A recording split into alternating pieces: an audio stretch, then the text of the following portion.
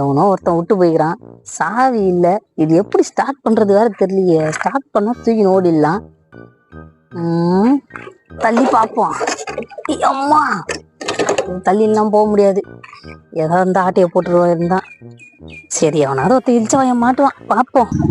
சாப்பிட்டுக்கெல்லாம் சாப்பிட்டு நான் ஏரியால சாப்பிட்டு ஊருக்குள்ள கேட்டு பாரு மாமா தான் டாட்டாபே. யார் இந்த தோழர் ரொம்ப நேரமா தடவி நிற்கிறாரு வண்டிய?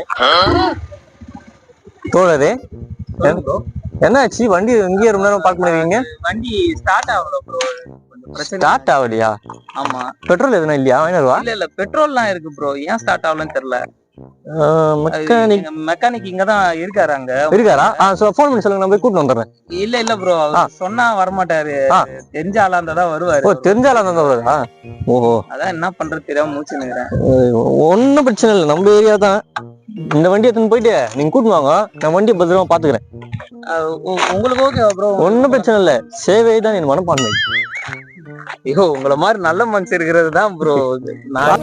ஏய், நீ வெக்கப்படுற ப்ரோ. ரொம்ப நேரமா நிக்கிறோம் ப்ரோ. ரொம்ப thanks bro. Okay okay bro, நீங்க பார்த்து பத்திரமா போயிட்டு வாங்க. போயிட்டு வாங்க பத்திரமா. நான் அது வண்டி பாத்துக்கிறேன். பாத்துங்க ப்ரோ. யாராவது கேட்டா குடுக்காதீங்க வண்டிய. இது சாவி யாராவது எடுத்து வந்து நிறைய இதெல்லாம் பண்றானுங்க ப்ரோ. திருட்டு பசங்க நிறைய சுத்துறானுங்க தெரியும். நம்ம சார்பு நான் யாரும் கொடுக்க மாட்டேன். வண்டி மேலேயே உட்காந்துக்கிறேன், நீங்க போயிட்டு வாங்க. சரி ப்ரோ, பாய். போயிட்டு வாங்க. போயிட்டு வந்துடுறேன் ப்ரோ. ஒரு 5 நிமிஷம் வந்து ப்ரோ பத்திரமா பாத்துக்க. வந்துடுறேன். என்ன தோழர் ரொம்ப நேரமா ஆச்சு, 5 நிமிஷம் இன்னும் ஆளை காணுமே.